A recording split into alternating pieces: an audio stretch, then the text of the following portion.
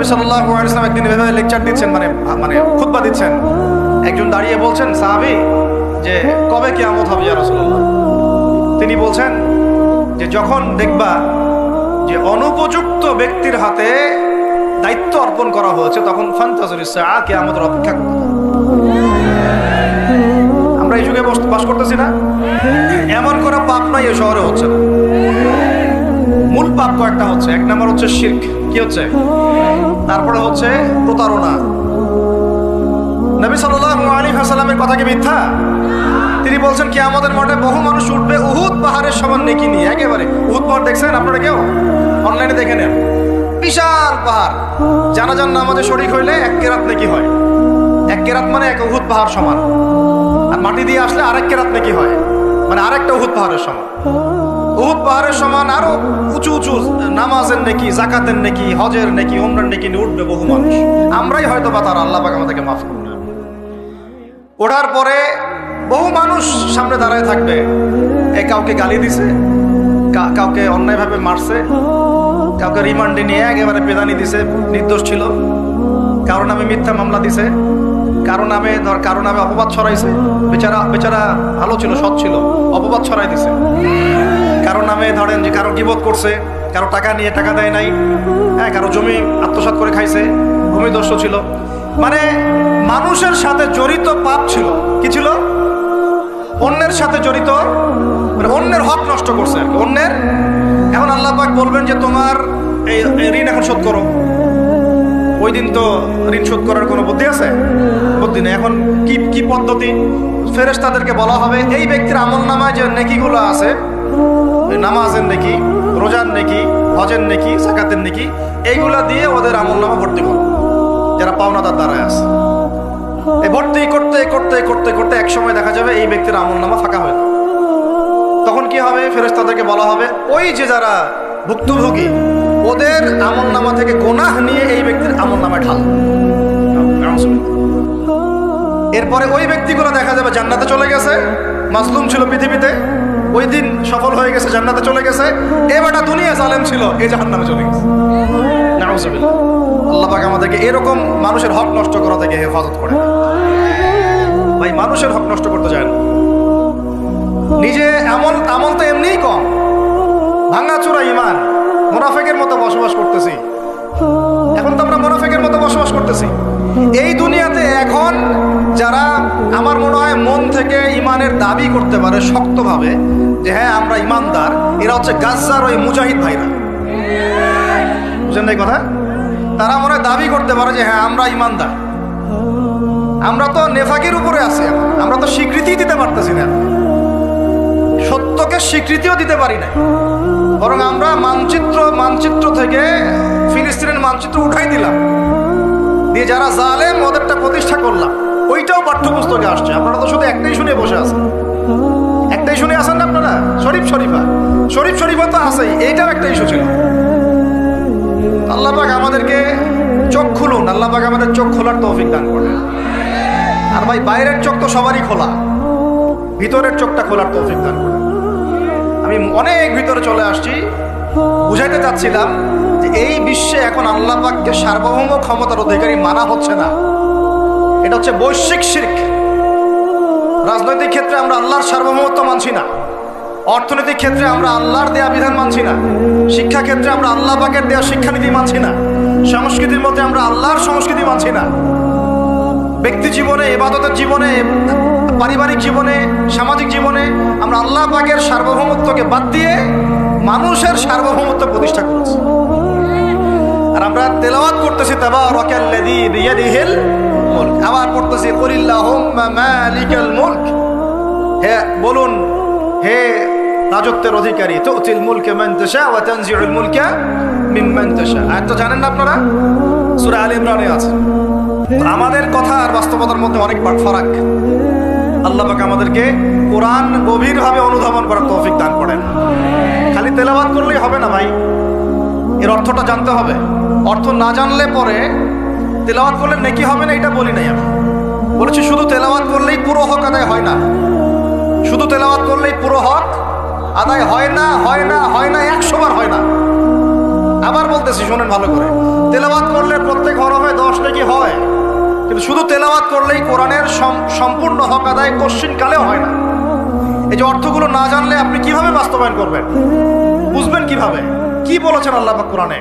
এই যে একটা আয়াত নিয়ে এতগুলো কথা বললাম, আপনারা এখন চোখ খুললো যে সারা বিশ্বে আল্লাহর সার্বভৌমত্ব সোভরেন্টি নাই। এখন আমরা মানুষ একটা প্রতিষ্ঠা করেছি কিছু কিছু জায়গায়, ইল্লা মাশাআল্লাহ, কিছু কিছু জায়গায় আমরা মেনে নিয়েছি যে আল্লাহ পাকের সার্বভৌমত্ব ক্ষমতার অধিকারী।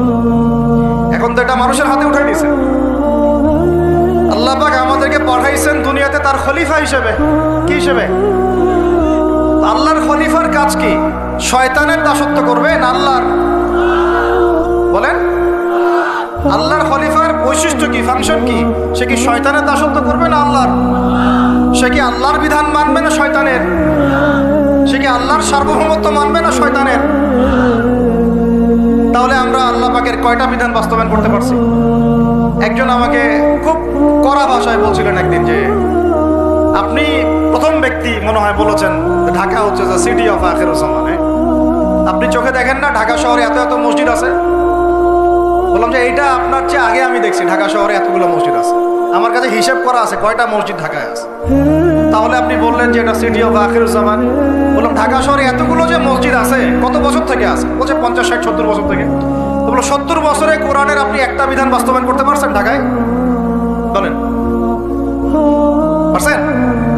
ঢাকা শহরে কি চোরের হাত কাটা হয়? ঢাকা শহরে কি ওই যে জেনার শাস্তি দেওয়া হয়? মদ পান করলে 40 লাঠি দেওয়া হয়? ব্যভিচার করলে রজম দেওয়া হয়? সমকামিতা করলে রজম দেওয়া হয়? ধর্ষণ করলে প্রকাশ্য মৃত্যুদণ্ড দেওয়া হয়? মসজিদ দিয়ে কি করবেন আপনি? বলেন, এতগুলো মসজিদ দিয়ে কি করবেন? মসজিদে আমরা নামাজ পড়ি, ব্যক্তিগত ইবাদত। আর মানুষের বাঙালিকে কারা জানি বুঝাইছে সারা জীবন যত ইচ্ছা পাপ কর, শেষ জীবন একটা মসজিদ বানায় যাইস বা মসজিদের সভাপতি হয়ে থাকিস, ঠিক আছে? যত ইচ্ছা কর, যা ইচ্ছা কর, সুদ খা, ঘুষ খা, সব কর, শেষে একটা মসজিদ বানাই দিস। কারণ হাদিসটা হচ্ছে মান বানা লিল্লাহি মাসাজিদান বানাল্লাহু বাইতান ফিল জান্নাহ। কেউ যদি আল্লাহর জন্য একটা মসজিদ বানায়, আল্লাহ পাক তার জন্য জান্নাতে একটা ঘর বানাবে। ব্যাস, এই হাদিসের উপর আমল কইরা কবরে যাবে। সারা জীবন যে আমি মাশাআল্লাহ নাউজুবিল্লাহ আল্লাহর কোনো বিধানই মানলাম না, না নামাজ, না যাকাত, না সাদাকা, না এই যে কোরআন এর হক আদায় করা, না আমর বিল মারুফ, না নাহি আনিল মুনকার, না ইকামাতুদ দ্বীন, ইত্যাদি ইত্যাদি। অনেক অনেক গভীর ভাই, আলোচনাও গভীর, পরিবেশও অনেক গভীর, অন্ধকারও অনেক গভীর। এই অন্ধকার থেকে বের হইতে হইলে ভাই রমাজান আমাদের সামনে একটা মৌসুম, এটা আল্লাহ পাক সুযোগ দেন। আপনারা তো দেখেন সন্ধ্যাবেলা পাখিরা কোথায় ফিরে যায়? বাসায় ফিরে যায় না? এই সারা বছর সারা জীবন আমরা অনেক দূরে চলে গেছি আল্লাহ থেকে, রমাজান আসছে এখন আবার বাসায় ফিরে আসে। রমাজান কেন আসে? যাতে এই বিচ্ছিন্ন উম্মাহ এক জায়গায় হয়, পাপী মুসলিমরা আল্লাহর দিকে ফিরে আসে। সারা বছর যারা এদিক ওদিক চলে গেছেন রমাজানে আসেন, ঘরে ফিরে আসেন। আল্লাহ পাক তৌফিক দান করে না। অনেক ভিতরে ঢুকে গেছি ভাই। প্রথম কথা বলছিলাম লাআল্লাকুম তাত্তাকুন, হক আদায় করতে হবে, রাজি আছি তো ইনশাআল্লাহ? 2 নাম্বার এই যে বলছিলাম কুতিবা আলাইকুম নিয়ে কথা। কুতিবা আলাইকুম শুধু সিয়াম না, কুতিবা আলাইকুম কিসাসও আছে এখানে। কোন কিতাব? এখানে আছে না? নাকি বানায় বললাম? আর এই কোরআন তো ভাই সবারই ভাষায় আছে, কেন মানতে চান না? এত কেন ঘনিতা কোরআনের সাথে? বাঁচবই বা কতদিন আমরা? সর্বোচ্চ 100 বছর। ভাই সবাইকেই তো একা একা আল্লাহর সামনে দাঁড়াইতে হবে, তাহলে এত ঘনিতা কিসের? এত নেফাকি কেন? এত অস্বীকৃতি কেন? ইসলাম নিয়ে এত অ্যালার্জি কেন? আল্লাহ রাসূল এবং ইসলামের নাম শুনলে গা জ্বলে কেন? কোরআন সুন্নাহর বিধানের কথা শুনলে কেন মনে হয় যে বাঁকা চোখে তাকান কেন? না জানি আবার কি বলতেছে, কোন জঙ্গি আসলো, কোন সন্ত্রাসী আসলো, এগুলো কি শুরু করছেন? এটা কোরআনের কথা, হাদিসের কথা, আল্লাহর কথা, রাসূলের কথা। এখানে এইসব শব্দ প্রয়োগ করেন কেন? কবরে কি আমরা যাবো, আপনারা যাবেন না? আপনাদেরকে হিসাব দেওয়া লাগবে না? কি মনে করতেছেন আপনারা? আর এই উম্মার বিজয়ের জন্য কি শুধু আমাদের একার দায়িত্ব না, সবার দায়িত্ব আছে? সবাই মিলে তো শক্ত হাতে একটা হাতল ধরলে না ইসলাম বিজয় হবে। আল্লাহ পাক যে ক্ষমতা যাদেরকে দিয়েছেন, কেন আপনারা বুঝতে চেষ্টা করেন না যে আল্লাহ রাব্বুল আলামিনের কাছেই সর্বভৌম ক্ষমতা, তার বিধান বাস্তবায়ন করেন, আল্লাহ পাক আপনাদেরকে আরো শক্তিশালী করবেন। যদি না করেন তাহলে শুনেন, একটা সময় পর্যন্ত আল্লাহ পাক ছাড় দেন। এটা ইতিহাস। নমরুদ একটা লম্বা সময় ছাড় পাইছে, ফিরআউন আরো লম্বা একটা সময় ছাড় পাইছে, আদ জাতি, সামুদ, আসহাবুল আইকা, মাদিয়ান, লূত, কত যে কম চলে গেছে হিসাব নাই। ইতিহাসটা খালি পড়বেন কোরআনের, কত যে কম পৃথিবী থেকে চলে গেছে এরই হিসাব নাই। আল্লাহ পাক জানাইছেন অল্প কিছু, বাকি কিছু জানানো নাই। আল্লাহ পাক জানানি নাই অনেক কিছু আমাদেরকে, যেগুলো আমাদের দরকার সেগুলো জানাইছেন কিছু কিছু। কেউ কি টিকতে পারছিল? কেউ কি আল্লাহর বিধানের বাইরে গিয়ে চলতে পারছে? দুনিয়া টিকতে পারছে? কেউ কি চিরস্থায়ী ছিল? কোন নবীও তো চিরস্থায়ী ছিল না। তাহলে কিসের পিছনে ছুটতেছেন? আল্লাহ পাক আমাদের সবাইকে কথাগুলো বোঝার তৌফিক দান করেন। ব্যক্তি জীবন থেকে শুরু করে এক সর্বোচ্চ লেভেল পর্যন্ত কোরআন, হাদিস, ইসলামকে বাস্তবায়ন করার তৌফিক দান করেন। আল্লাহ পাক যাদের মধ্যে এই সততা আছে, এই মানুষগুলোকে আল্লাহ পাক আমাদের ঊর্ধ্বতন কর্তৃপক্ষ বানায় দেন, আমিন। বা যারা আছেন তাদেরকে আল্লাহ পাক হেদায়েত দান করেন। রমাজানের এই শিক্ষাটার সামনেও এরকম দুই একটা শব্দ আছে, কুতিবা আলাইকুমুল কিসাস। আর একটা তো বললে তো মাথায় খারাপ হয়ে যাবে, বলবো? ওই যেখানে দেখছেন কুতিবা আলাইকুমুস সিয়াম, কুতিবা আলাইকুমুল কিসাস, এই ডানে বামেই খুঁজবেন, 3টা পৃষ্ঠার মধ্যেই পাবেন। লেখা আছে কুতিবা আলাইকুমুল কিতাল, কুতিবা আলাইকুমুল, এটা আবার কি? কুতিবা আলাইকুমুল কিতাল, তোমাদের উপর যুদ্ধকে ফরজ করা হয়েছে। কি ফরজ করা হয়েছে? একা একা আপনি করবেন না, একা একা করবেন না। ইসলামিক রাষ্ট্র করবে, ইসলামের রাষ্ট্রের আমির করবে, তার নেতৃত্বে জনগণ করে, একা একা বিচ্ছিন্নভাবে করে না। বিচ্ছিন্নভাবে যারা করে এটা সন্ত্রাসী। এটা কি? এটা সন্ত্রাসী কার্যকলাপ। কিন্তু মূল কথা হচ্ছে এটা তো ফরজ। কুতিবা আলাইকুমুল কিতাল, এইটা যখন মুসলমানরা ছেড়ে দিয়েছে ওই সময় থেকে এই মাইর খাওয়ার যুগ শুরু হয়েছে। অটোম্যান এম্পায়ারটা সর্বশেষ ওই ফাইট করছিল ওই পশ্চিমাদের সাথে, পরাজিত হয়ে যায় তারা প্রথম বিশ্বযুদ্ধে 1914 থেকে 17-18-র মধ্যে। এরপরে ওই যে ব্রিটেন দখল করে জেরুজালেম, বেলফোর্ট ডিক্লারেশন হয়, তারপরে ইহুদিদেরকে ওই জায়গাটা ছেড়ে দেয়। এরপর থেকে যে 100 বছর হলো, আমাদের খিলাফা পতনের 100 বছর হয়ে গেছে। কত বছর? এটা একটা আশারও কথা। আশার কথা কেন? প্রত্যেক 100 বছর পর পর আল্লাহ পাক পরিবর্তন নিয়ে আসে। এটা ইতিহাস ঘাটলে পাবে। 100 বছর পর পর আল্লাহ রাব্বুল আলামিন বড় বড় পরিবর্তন পৃথিবীতে নিয়ে আসে। যেহেতু খিলাফা পতনের 100 বছর হয়ে গেছে, আশা করা যায় সামনে কিছু ভালো কিছুই হবে ইনশাআল্লাহ। ওই অটোম্যানদেরকে 1917 সালে 14 থেকে 17-র মধ্যে পরাজিত করে বাইতুল মুকাদ্দাস, যেখানে দেখতেছেন অক্টোবর থেকে এই পর্যন্ত মনে হয় 40,000 ছাড়াই গেছে, প্রাণহানি ছাড়া যায় নাই।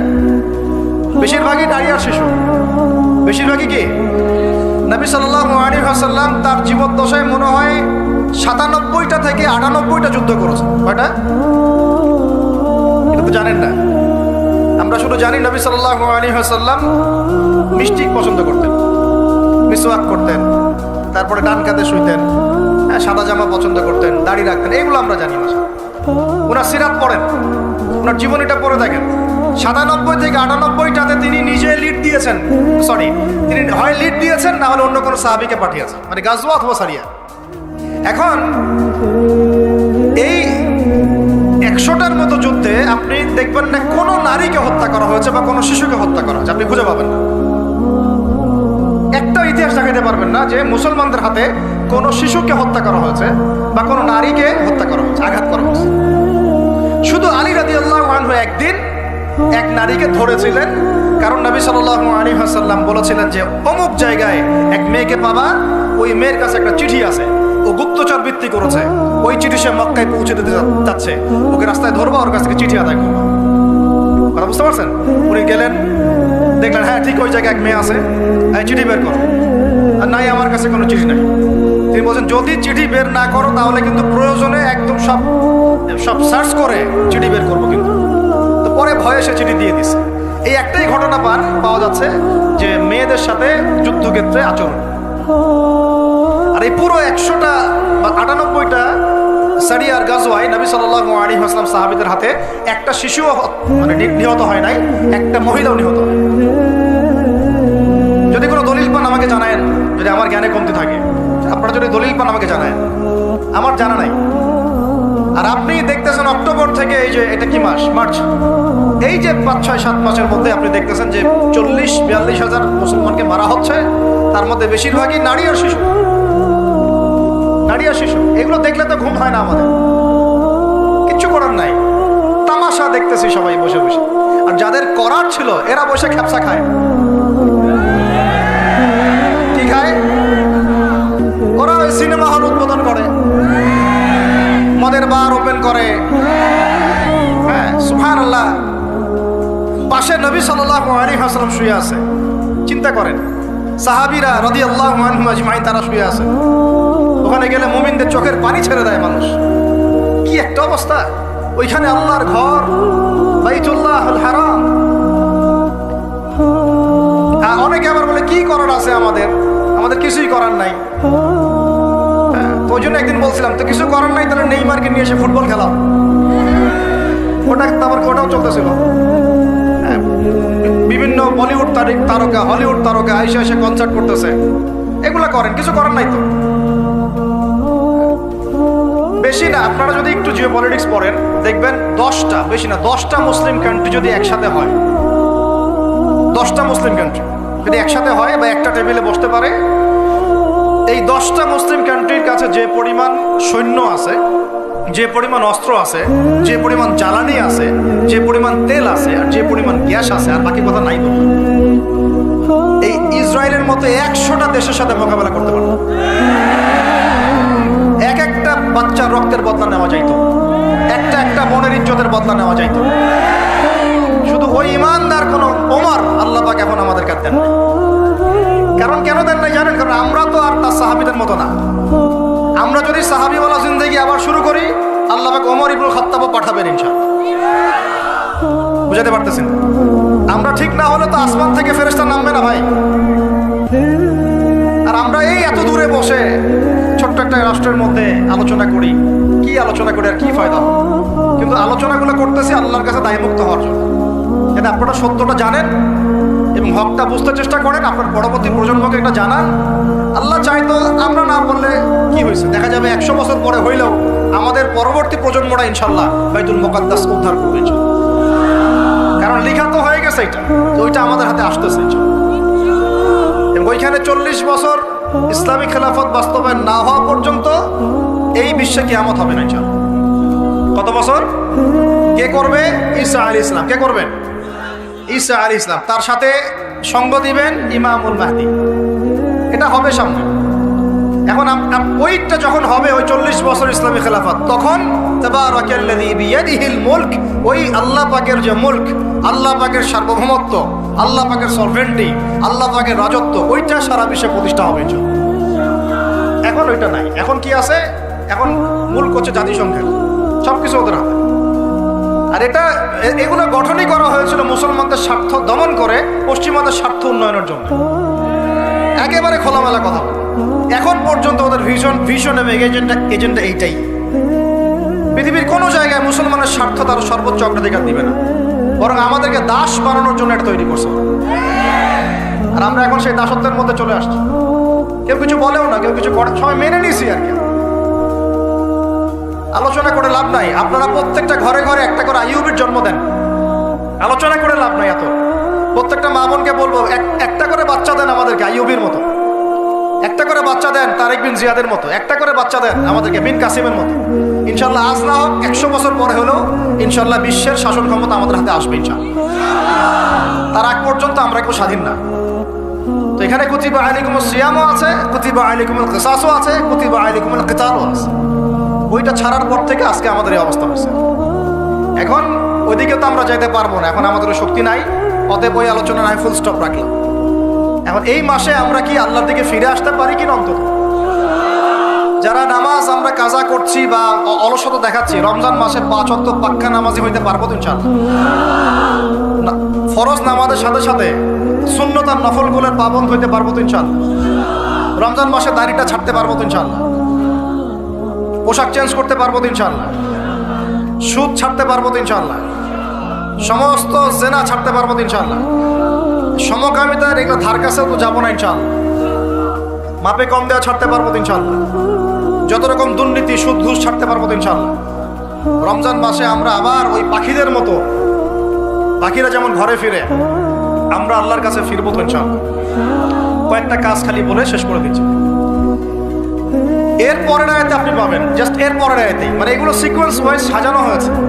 একটু গবেষণা করলে দেখবেন এগুলো আল্লাহ পাক সাজিয়ে দিয়েছেন, সুবহানাল্লাহ। মানে একটার সাথে একটা আমি তুলনাটা এভাবে দেই। আপনারা কি অ্যাস্ট্রোনমি নিয়ে কেউ পড়াশোনা করেছেন? হাত উঠান দেখি কেউ। অ্যাস্ট্রোনমি বোঝেন? জ্যোতির্বিদ্যা কেউ পড়েছেন কখনো? একজনও নাই? আচ্ছা ঠিক আছে, অ্যাস্ট্রোনমির দরকার নাই। ফিজিক্স নিয়ে পড়েছেন কারা কারা? ফিজিক্স, আপনি ফিজিক্স বোঝেন না? পদার্থবিদ্যা কারা কারা পড়েছেন? এই তো মাশাআল্লাহ। আপনারা যদি আকাশের দিকে তাকান, আকাশের মধ্যে তারাদের মধ্যে একটা জ্যামিতিক মিল আছে না? আছে না?